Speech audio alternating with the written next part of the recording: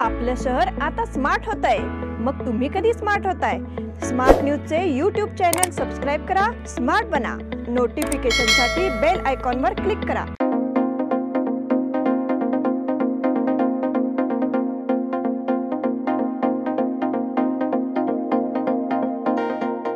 दक्षिण की बात अभय पाटील के साथ.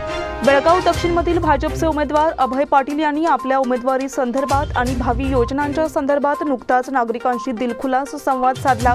दक्षिण की बात अभय पाटील के साथ या कार्यक्रमाच्या माध्यमातून फाउंड्री क्लस्टरच्या सभागृहात हा संवाद पार पडला. या संवादाची ही झलक खास तुमच्यासाठी.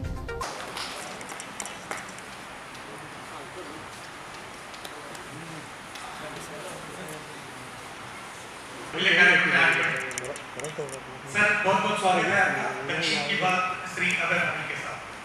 पिछली बार हम लोगों ने सीधी बात की थी और बेलगाम दक्षिण क्षेत्र से आपको एज ए विधायक हम लोगों ने बेंगलोर में पहुंचाया था और उसका बहुत प्राउड है हमें कि हम लोगों ने कुछ 5 सालों के अंदर जो विकास कार्य बेलगाम में देखा है जो पिछले कई सालों से हम लोग नहीं देख पाए थे. सबसे पहले उसके लिए आपको बहुत बहुत धन्यवाद. इस बार कहते हैं ना सर कि एक बार कुछ ज्यादा बढ़िया मिल जाए तो हमारी अपेक्षाएं और बढ़ जाती है. हम लोग बहुत लालची है इस बात में क्योंकि आपने जो लालच हमको दिखाया है विकास के रूप में उसको चाहते हैं कि हम लोग और भी ज्यादा लालची हो गए. तो अगले 5 सालों के अंदर में जो भी कार्यकाल हम लोग लेके आएंगे हम उसके अंदर में सबसे पहले आपको शुभकामनाएं. तो प्रश्न की शुरुआत मैं करता हूँ कि सर पिछले 5 सालों में आपने जो विकास कार्य किए हैं बहुत सारे कार्य हैं, नंबर बहुत लंबे हैं, उसकी जिसको जानकारी में नहीं जाएंगे, लेकिन हम ये जानना चाहेंगे कि कौन से 5 टॉप के कार्यक्रम थे जिसे आप टॉप 5 में रखते हैं. जैसे नंबर 1, 2, 3, 4, 5 किसे आप देना चाहेंगे 5? सबसे पहली बात 24 बात से पानी की जो पिछले कई सालों से लगभग 20 सालों से पानी की कमी बेलगाम शहर में यानी पानी की सप्लाई पानी की कमी नहीं है. पानी खिड़कल से है, वाटर सोर्स है, लेकिन हमारा डिस्ट्रीब्यूशन सिस्टम जो है आज की तारीख में जो जनसंख्या है उसके हिसाब से नहीं है. तो वो जो पानी की जो योजना है 580 करोड़ का वो सबसे मेरे ख्याल से तो रहेगा. वो आपको करवा के 2 साल से काम प्रारंभ हुआ है. अगले 1 साल में वो काम पूरा होगा और पूरे 48 वार्ड जो बच्चे हैं उनको 24 वार्ड से पानी मिलेगा. ये सबसे 5 टॉप पे हम लोग बात करेंगे. उसके बाद में रोड जितने भी रोड है आपके इंटरनल रोड और मेन रोड वो सब बेहतर बना दिया मैंने. तीसरा जो है मैं सरकारी जितने भी स्कूल्स हैं पहली कक्षा से लेकर 10वीं कक्षा तक उसके बाद में जूनियर कॉलेजेस इसको सब अपग्रेड किया है. आपको जानकर हैरानी होगी मेरे यहाँ 10 ऐसे स्कूल हैं सरकारी स्कूल कन्नड़ में और मराठी में. वो आज बेलगाम की जो इंटरनेशनल नाम रखा हुआ जो संस्था है उससे भी बेहतर इंफ्रास्ट्रक्चर किया हो. लैब हो, लाइब्रेरी हो, 50 बच्चे एक ही बार स्मार्ट क्लासरूम में पढ़ने लायक कोई स्कूल है तो गवर्नमेंट या प्राइवेट में सिर्फ प्राइवेट नहीं गवर्नमेंट स्कूल है. इतना बेहतर इंफ्रास्ट्रक्चर. उसके बाद में हेल्थ खास करके जो लोअर मिडिल क्लास आर्थिक दृष्टि से लोग हैं उनके लिए बहुत दिक्कत की बात है. उसके लिए कि वो 140 करोड़ उसके लिए इस बजट में प्रावधान किया गया है. और हमारा जो डिस्ट्रिक्ट हॉस्पिटल है इसको अपग्रेड करने का काम लगभग पूरा हो गया. तो पिछले 5 वर्षों का जो कार्यकाल था हम लोगों ने देखा तो उसके अंदर में सर की 5 प्रायोरिटी आपने अब सुनी. सर बेलगाम दक्षिण को सुंदर बनाने का कार्य आपने बहुत बेहतरीन तरीके से किया है. जैसे गार्डन का डेवलपमेंट हो, गार्डन में ओपन जिम हो. ओपन जिम का कॉन्सेप्ट हमने कभी देखा नहीं था, सिर्फ बेलगाम में ही देखने को मिला है. उसके बाद फैंसी स्ट्रीट लाइट हो जिससे बेलगाम की सुंदरता में 4 चांद लग गए. ये बहुत अच्छा है, सब लोग इसे तारीफ करते हैं, इसको सराहा जाता है. लेकिन एक प्रश्न बार बार दिमाग में आता कि अभी तो हो गया है, ये मेंटेन कैसे रहेगा, इसके लिए आपकी क्या योजना है? देखो, मेंटेन करने की दो बातें हैं, या जो संबंधित डिपार्टमेंट है उनको मेंटेन करना है और लोगों को भी मेंटेन करना है। जो प्रश्न पूछा है, मैं इससे एक यहाँ पे लोगों को हमारी मानसिकता क्या है मैं बताऊँ। मैं लगभग अभी 50 नए गार्डन को बनाया हूँ और 10 पुराने गार्डन को नया रूप देने का प्रयास किया हूँ। नागपाई गार्डन जब बना रहा था तो कुछ लोगों ने कहा कि ऐसे फ्लावर्स पेड़ चाहिए, उनको लाओ, उनको लाओ। तो मैंने वहाँ के इंजीनियर को बताया कि देखो इसको ऑर्डर करवाओ। तो 2 दिन के बाद में कहा सर एक पौधे के लिए 1100 रुपये है, 100 मांग रहे हैं, 100 लगाना ही है। बेहतर चीज़ें हैं तो लगाओ, लगा दिए। 4 दिन में उनसे 13 बना के जो पौधे अभी 1000 का उस पौधे का कीमत जो है 1000, वो किसको पता है? गरीब को तो पता नहीं है, पता है तो अमीर को लेना चाहिए, उस घर का मालिक को लेना चाहिए। वैसे वो घूमते घूमते 1 हफ्ते में पता है कि बड़े बिल्डिंग में वो पौधे थे। तो हमारी दिक्कत ये थी कि हम मालिक पे शक करें या उसका मालिक पे शक करें। हमारी आदत है जैसे आपने मेंटेन करनी, कैसे मेंटेन होगा जब आप लोगों ने अभी मैंने पेट्रोल लिया और बना दिया राइट से छोटे तीसरे दिन ये राइट सब सो गए, नींद बहुत ही सो गए। आप जैसे लोग उसको तुरंत लगाते हैं और सब देखो काम घटिया हुआ है, सब सो गए। अरे हमने काम घटिया नहीं किया, लोगों ने उसको उसके साथ जो काम नहीं करना चाहिए वो काम करने की वजह से अच्छे अच्छे पौधे लगाते हैं, फूल आते हैं, फूल देखने के लिए होते हैं। आदत इतनी बुरी है, भगवान के लिए चोरी किया और फूल लेके जाके भगवान को चढ़ाते। सुबह बहुत से लोग निकलते हैं तो नारायण का फूल निकालते हैं और भगवान की चढ़ाते हैं। भगवान कहते हैं इतना बेईमान आदमी मेरे को फूल चढ़ा रहे हैं, फूल लाने के लिए इसकी हैसियत नहीं है। ऐसे लोग फिर क्या उम्मीद कर सकते हैं? इसको 2 चीज़ें सरकार को भी करनी चाहिए और लोगों को भी सहयोग करना चाहिए। सिर्फ सरकार करने से नहीं रहेगा, जो चीज़ें वहाँ पे रखी गई है वो वहीं पे रहे तो गार्डन अपने आप मेंटेन रहेगा। आप यहाँ से वहाँ कौन करता है? सरकार तो नहीं करती, लोग करते हैं। लोगों को पहले अपना दायित्व जो है कहाँ किस जगह पे और कैसे, 3 चीज़ें हैं, कहाँ कैसे और किस जगह पे। कैसे निभाना है पहले समझ में आ गया, ये सब गार्डन क्या है, पूरा बल्कि मेंटेन हो जाए।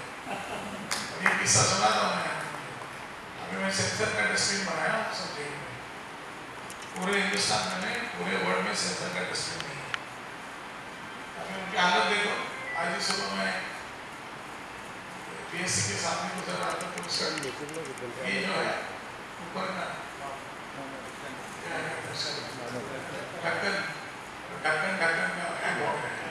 मैनुअल और यहाँ पे मैंने करवाया आर्बिट्री क्रॉस, वही आदमी उसके अंदर नहीं डाल रहा है और ये बाहर कर रहा है।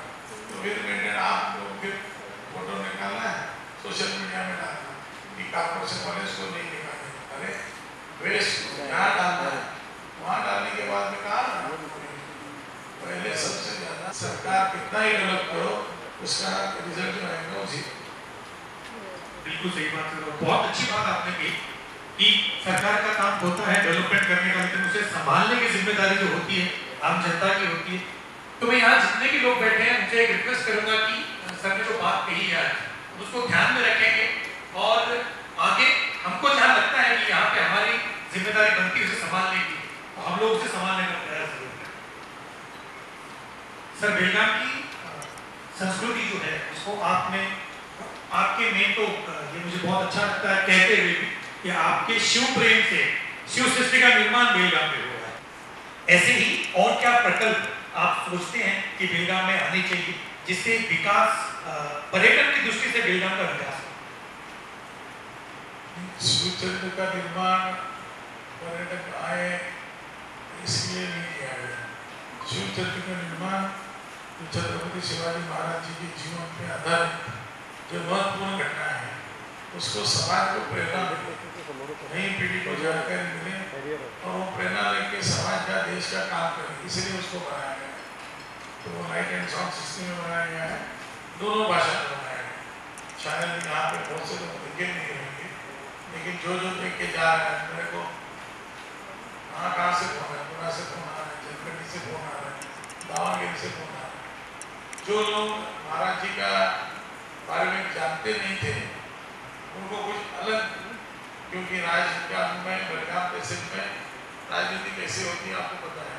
जिन नए बच्चे हैं उनको प्रेरणा मिल रही है, बहुत से लोगों ने उनका आदर्श लेके आने वाले दिनों में देश के लिए समर्पित अपना जीवन करेंगे, तो ये उसकी उपलब्धि है।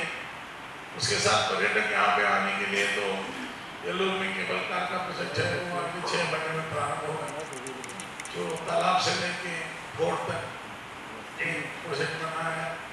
उसके बाद में वहाँ पे थोड़ा 50 एकड़ या 25 एकड़ सरकार की जमीन है, वो उपलब्ध हो गया, तो काशपतारा जैसा एक वहाँ पे गार्डन बनाने का प्लान है। उसके साथ और एक दो चीज़ें हैं, अभी नहीं बताऊँगा क्योंकि पूरा होगा कि नहीं होगा पता नहीं। उसके बाद में विलेजेस ऑफ इंडिया एक नया कॉन्सेप्ट मैंने बनाया, ऑलरेडी 50% वर्क अभी कंप्लीट हुआ है। ये जो ऐसा है कि पूरे हिंदुस्तान में जो देहात है, जैसे अभी नॉर्थ ईस्ट का कोई विलेज देखो आप मिजोरम का, तो उसी विलेज का प्रतिरूप यहाँ पे 2 एकड़ या 2.5 एकड़ में रहेगा, कम से कम 10 घर रहेंगे। वहाँ का रहन सहन आचार सभी आपको वहाँ नॉर्थ ईस्ट जाने की जरूरत नहीं है। विलेज ऑफ इंडिया गए तो आपको पूरे भारतवर्ष घूमना है तो यहीं के आप जा सकते हैं। एक नया कॉन्सेप्ट लेके आया, इसको बना रहे हिंदुस्तान के बेहतरीन film art director Nitin Desai, उसको काम दिया गया है। तो ऐसे बहुत सी चीज़ें हैं जिससे पर्यटक बेलगाम में आते हैं। मैं आता हूँ, जितने भी लोग बेलगाम में आते हैं, जब से खाऊकट्टा का निर्माण हुआ है, मुझे लगता है कि बाहर गांव से जितना भी व्यक्ति बेलगाम में आए हैं वो एक बार खाऊकट्टा में जरूर गए, और जितने लोग आए हैं उतने उसकी जो तारीफ करते हैं, चाहे कोई मुंबई से शेफ आता हो या अपने कर्नाटक बेंगलोर के कुछ शेफ्स आए थे, उन्होंने यहाँ पे इसकी शूटिंग भी की थी, या जन सामान्य व्यक्ति जो भी है वो देखने के बाद बहुत तारीफ करता है। लेकिन बेलगाम में जितने लोग बैठे हैं सबको पता है क्योंकि वो खाऊकट्टा बनने से पहले जो जगह थी, तो उस जगह को अगर हम लोग याद करते हैं तो हम सोच भी नहीं सकते कि यहाँ पे ऐसी कोई चीज बन सकती है। ये आपकी सोच कैसे है, आपको कल्पना कैसे है इस?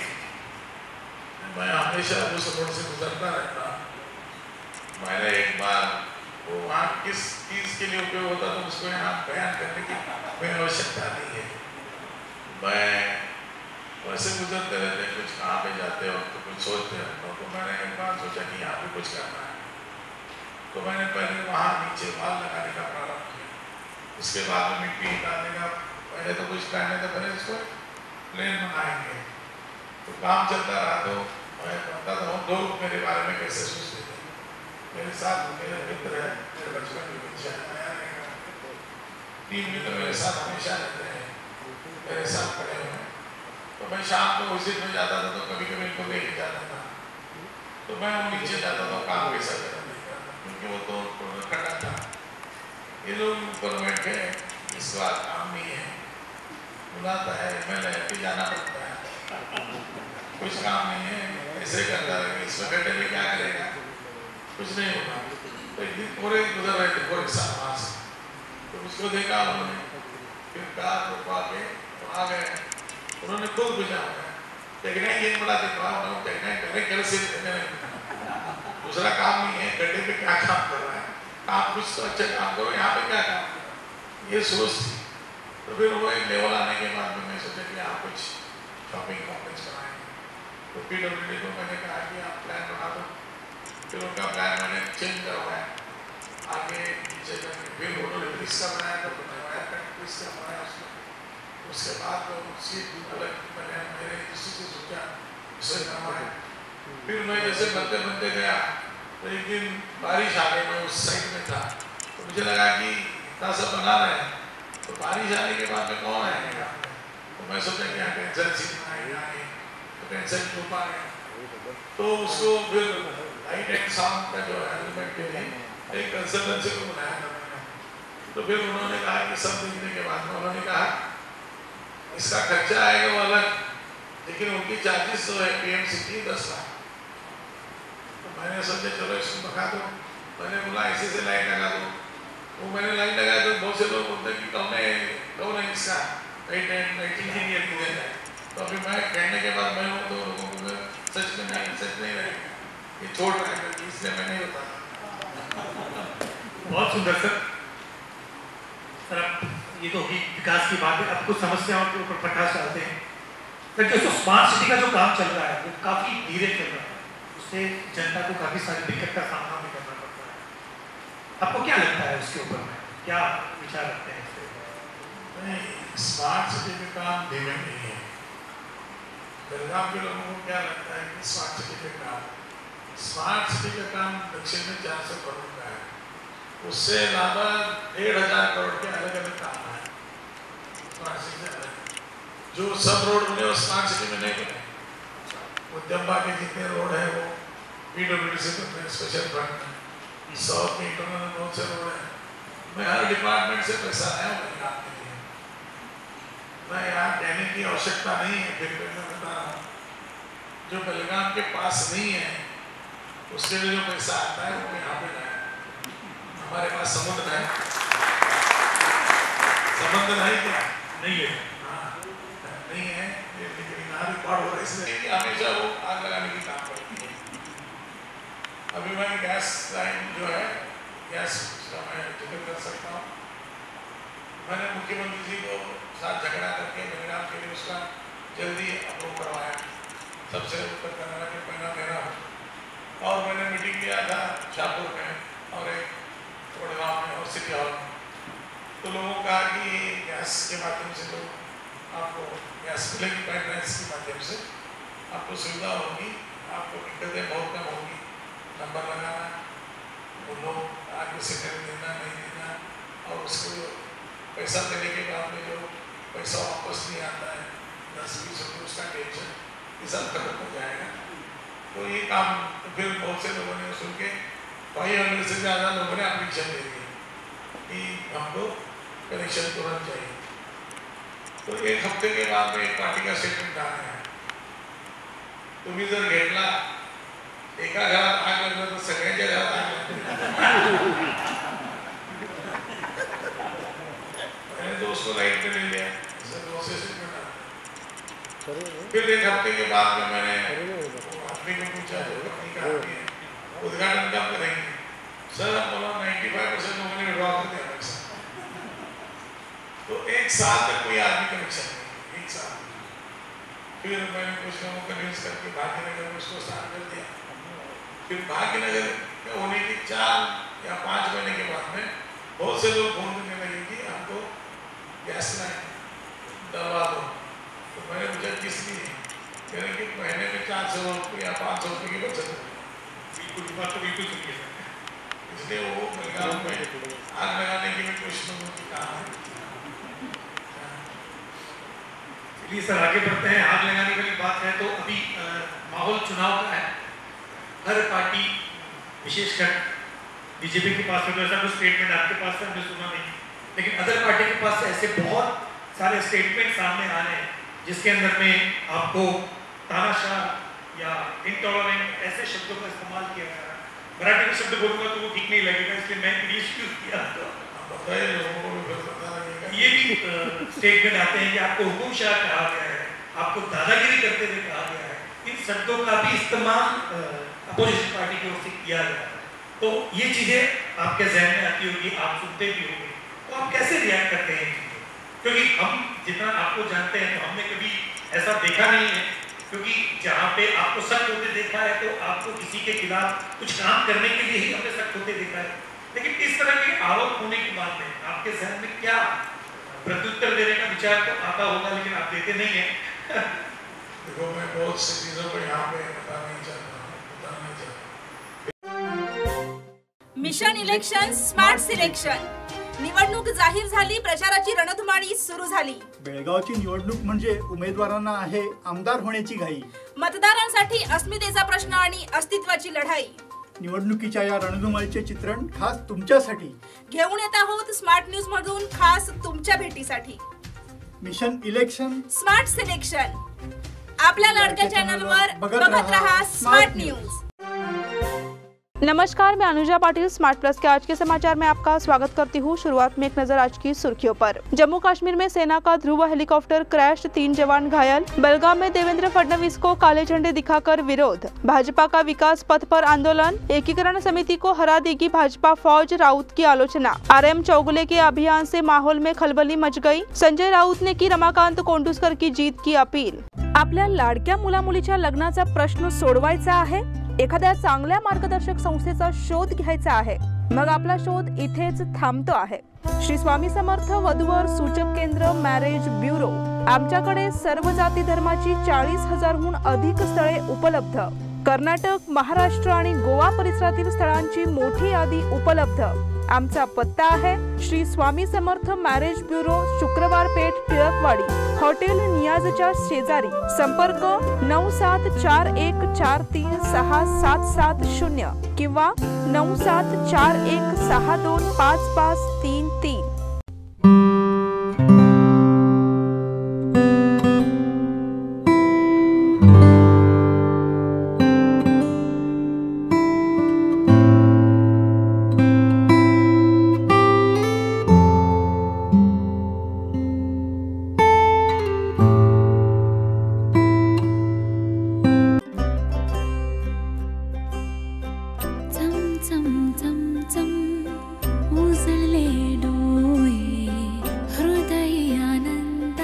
BS Channabasappa and Sons, the textile mall at Tilakwadi, Belagavi.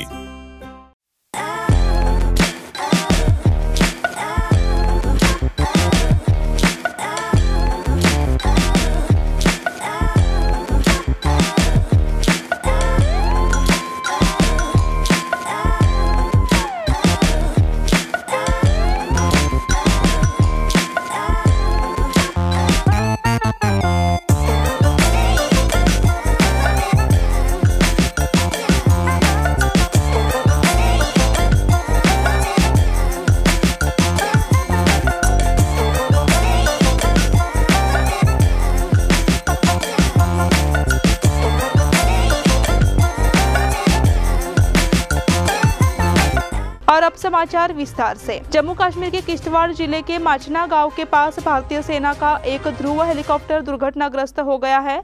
इस वक्त हेलीकॉप्टर में भारतीय सेना के 3 जवान सफर कर रहे थे। घटना सुबह करीब 11 बजे हुई। इस बीच खबर है कि इस हादसे में तीनों जवानों के घायल होने की खबर है। भारतीय सेना के हवाले से ANI की एक रिपोर्ट के अनुसार भारतीय सेना का एक हेलीकॉप्टर ALH ध्रुव आज सुबह करीब 11 बजे जम्मू कश्मीर के किश्तवाड़ जिले के मारवाह तालुका में मचना गांव के पास दुर्घटनाग्रस्त हो गया। इस हेलीकॉप्टर में पायलट, को पायलट और एक जवान, ऐसे 3 लोग सवार थे। इस बार अचानक तकनीकी खराबी के चलते पायलट ने हेलीकॉप्टर को लैंड करने की कोशिश की। हालांकि पायलट असफल रहा और हेलीकॉप्टर ठेठ मौरा नदी के तट पर दुर्घटनाग्रस्त हो गया।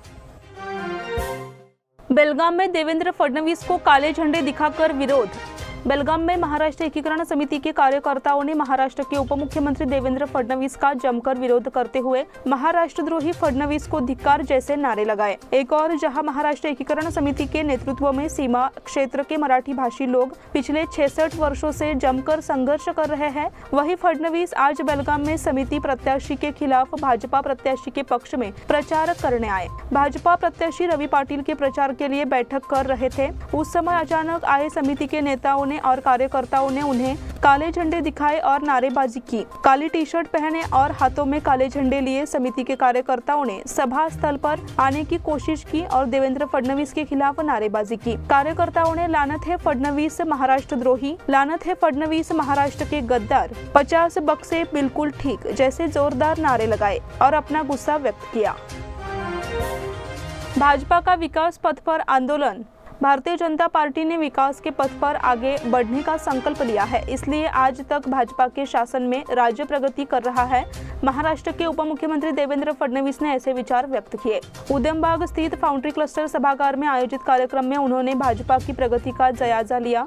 देश के कई राज्यों ने तरक्की के नए सपने देखे हैं, उन्हें साकार करने का मौका बीजेपी को दिया है। उन राज्यों में विकास आया है, इसलिए उन्होंने विकास की इस प्रक्रिया को तेज करने के लिए बीजेपी से कर्नाटक में जीत की अपील की। यह बैठक बेलगाम दक्षिण में भाजपा प्रत्याशी अभय पाटिल के प्रचार अभियान को लेकर हुई थी। इस बैठक के दौरान उपस्थित गणमान्य लोगों ने देवेंद्र फडणवीस का स्वागत किया और भाजपा की जीत के लिए दृढ़ संकल्प व्यक्त किया। अभय पाटिल ने अपने द्वारा किए गए कार्यों के बारे में बताया। उस समय उपस्थित सब लोगों ने उनके नाम की जय जयकार की। उन्होंने उनके साथ खड़े होने का संकल्प भी व्यक्त किया। बैठक में विभिन्न औद्योगिक संगठनों के प्रतिनिधियों के साथ साथ सामाजिक क्षेत्र के गणमान्य व्यक्तियों ने भी भाग लिया। एकीकरण समिति को हरा देगी भाजपा फौज, राउत की आलोचना। महाराष्ट्र का संबंध सीमा क्षेत्र से है। शिवसेना के साथ मिलकर महाराष्ट्र एकता समिति 60 साल से सीमा पर रहने वालों की लड़ाई लड़ रही है। बीजेपी अपने उम्मीदवारों के खिलाफ प्रचार करने के लिए महाराष्ट्र से बेलगाम में नेताओं की फौज लेकर आई है। महाराष्ट्र के भाजपा को भाषाई उम्मीदवारों के खिलाफ प्रचार करने में शर्म नहीं आती। शिवसेना नेता सांसद संजय राउत ने यह सवाल पूछा। इस मौके पर शिवसेना कोल्हापुर जिला प्रमुख संजय पवार, बेलगाम जिला प्रमुख प्रकाश शिरोलकर, पूर्व महापौर मालोजी अष्टेकर, प्रकाश मरगाले, पूर्व सहकारिता आयुक्त दिनेश ओलकर सहित बड़ी संख्या में मराठी भाषी उपस्थित थे। महाराष्ट्र में राष्ट्रीय पार्टी के मराठी नेता महाराष्ट्र एकता समिति के उम्मीदवारों के खिलाफ सीमावर्ती इलाकों में प्रचार नहीं करेंगे। यही पिछले 60 वर्षों का इतिहास है। हमने इस लड़ाई के लिए खून दिया है तो हम इसका पालन करते हैं, ऐसा उन्होंने कहा। आरएम चौगले के अभियान से माहौल में खलबली मच गई।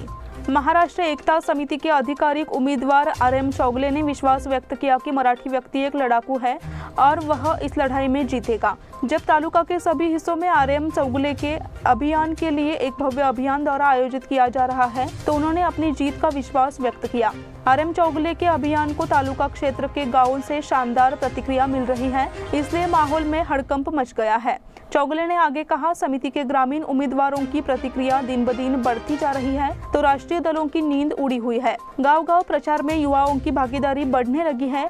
इस अवसर पर गांवों में चलाए गए अभियान दौरों को नागरिकों का शानदार प्रतिसाद मिला। अभियान बेकिनकेरे बस स्टॉप के पास गणेश मंदिर से शुरू हुआ और गवली गली, लक्ष्मी गली, नागनाथ गली, मारुति गली तक चला गया। अभियान को युवाओं से उत्साहजनक प्रतिक्रिया मिली।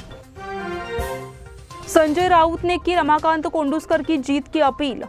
शिवसेना नेता सांसद संजय राउत ने चेतावनी दी कि हिंदुत्व के पाखंडी विधायक को घर बैठा देंगे। वे महाराष्ट्र एकीकरण समिति के उम्मीदवारों के प्रचार के लिए बेलगाम पहुंचे हैं और बुधवार को वडगांव के कारभार गली में कोपरा सभा का आयोजन किया। कोल्हापुर शिवसेना जिला अध्यक्ष विजय देवणे, दक्षिण प्रत्याशी रमाकांत कोंडूस्कर, समिति महासचिव मालोजी अष्टेकर, कोषाध्यक्ष प्रकाश मरगाले आदि सहित विभिन्न गणमान्य व्यक्तियों की उपस्थिति में इस सभा का आयोजन किया गया। संजय राउत ने मौजूदा प्रतिनिधियों पर तोप चलाई और आलोचना की कि यहाँ का हिंदुत्व पाखंडी प्रतिनिधियों का है। रविवार को योगी आदित्यनाथ भी प्रचार करने बेलगाम आ रहे हैं और संजय राउत ने उन्हें यहाँ के टूटे हुए मंदिरों को दिखाने की सार्वजनिक अपील की।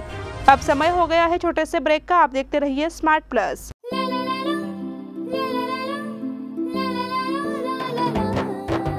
जले दीप अंगना में होगी रोशन दुनिया, पलकों तले छा जाए चांद तारों का साया।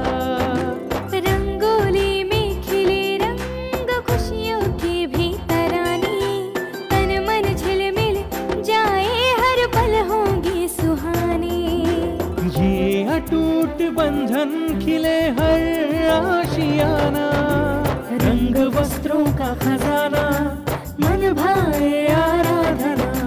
रंग वस्त्रों का खजाना मन भाए आराधना।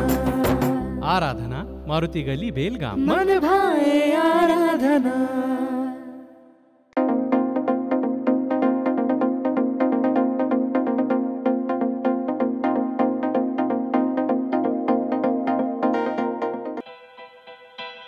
बेलगाम वासियों के पसंद में उतरा उड़ान बार एंड रेस्टोरेंट।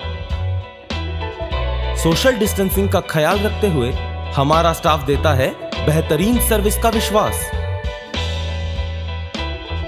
यहां है पार्टी और फंक्शन के लिए 3 आलीशान हॉल, कारपोरेट डिनर मीटिंग के लिए 3 अलग कक्ष, आईपीएल मैच देखने के लिए 3 बड़े स्क्रीन की विशेष सुविधा। इसके साथ ही साफ सुथरा किचन जहां हमारा वेल क्वालिफाइड स्टाफ देता है क्वालिटी और हाइजीनिक फूड की गारंटी। तो फिर खाने की हो बात तो आना परिवार के साथ। उड़ान बार एंड रेस्टोरेंट, लिंगराज कॉलेज के पास, बेलगावी। फोन 0831 2435 777। ब्रेक के बाद फिर से आपका स्वागत। कर्नाटक विधानसभा की 224 सीटों के लिए मतदान 10 मई को होगा और मतगणना 13 मई को होगी। मतदाताओं को लुभाने के लिए तरह तरह के हथकंडे अपनाए जा रहे हैं। चुनाव आयोग ने राज्य के विभिन्न हिस्सों से नकदी, शराब, आभूषण जब्त किए हैं। 2018 के विधानसभा चुनाव के दौरान चुनाव आयोग ने 83 करोड़ रुपए की सामग्री जब्त की थी, लेकिन इस बार 300 करोड़ रुपए से ज्यादा जब्त किए गए हैं। अब तक चुनाव आयोग ने 110 करोड़ रुपए नकद, 74 करोड़ रुपए की शराब, 81 करोड़ रुपए के सोने चांदी के आभूषण और 18 करोड़ रुपए का नशीला पदार्थ जब्त किया है। पंत बालेकुंद्री में श्रीपंत विवाह समारोह के अवसर पर विभिन्न कार्यक्रमों का आयोजन आज से।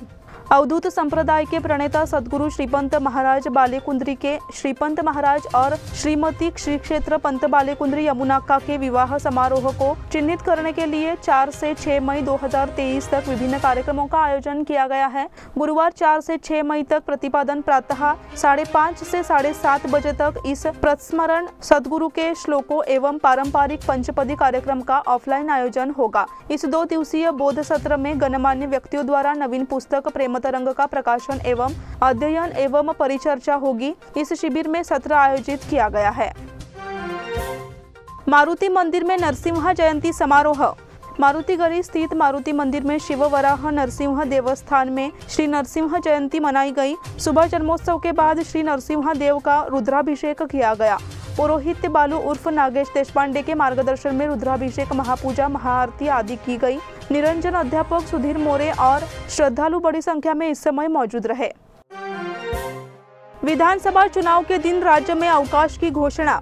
चुनाव 10 मई को होंगे, इसके लिए राज्य सरकार ने मतदान के दिन सार्वजनिक अवकाश घोषित किया है।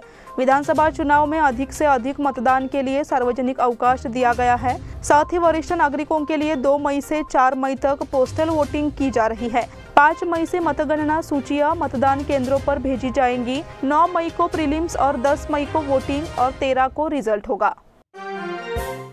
तबला वादक संतोष कुलकर्णी का कार्यक्रम दोहा कतर में 6 को। तबला वादक संतोष कुलकर्णी शुक्रवार को अशोक सभागार दोहा कतर में अपनी परंपरा पुस्तक के विमोचन के अवसर पर शाम 6 बजे विभिन्न सांस्कृतिक कार्यक्रमों का आयोजन किया गया है। तबला वादक संतोष कुलकर्णी तबले में पारंपरिक शिक्षा प्रदान करने के लिए भारतीय संस्कृति को संरक्षित करने वाली संस्था कौशल विकास केंद्र में कार्यरत है। इस मौके पर मुख्य अतिथि के रूप में राकेश वाघ, मोहन गौड़ा, दीपक शेट्टी, सौम्या नायडू आदि मौजूद रहेंगे। इस अवसर पर विद्यार्थियों द्वारा तबला वादन एवं संतोष कुलकर्णी द्वारा स्वतंत्र तबला वादन का आयोजन किया गया। 2 सांसदों समेत 4 के खिलाफ प्राथमिकी। भाजपा प्रत्याशी के शादी के सालगिरह पर सभा आयोजित कर मतदाताओं को भोजन का लालच देकर आचार संहिता का उल्लंघन करने के आरोप में 4 लोगों के खिलाफ मामला दर्ज किया गया है। बेलगाम के सांसद मंगला अंगड़ी के राज्यसभा सदस्य ईराना कड़ाड़ी, पूर्व विधान परिषद सदस्य महांतेश कवडगी मठ और मलप्रभा चीनी मिल के पूर्व अध्यक्ष मोहन संबर्गी के खिलाफ बिना अनुमति के तालुका के खानापुर हिरे मुन्यावली गांव में चुनाव प्रचार सभा का आयोजन करने के लिए भाजपा के लिए अनुकूल माहौल बनाने के लिए चुनाव खानापुर विधानसभा क्षेत्र में जीत विभाग के अधिकारियों ने नंदगढ़ थाने में आचार संहिता उल्लंघन का मामला दर्ज कराया है। इसी के साथ स्मार्ट प्लस के आज के समाचार यहीं पे समाप्त हुए। धन्यवाद।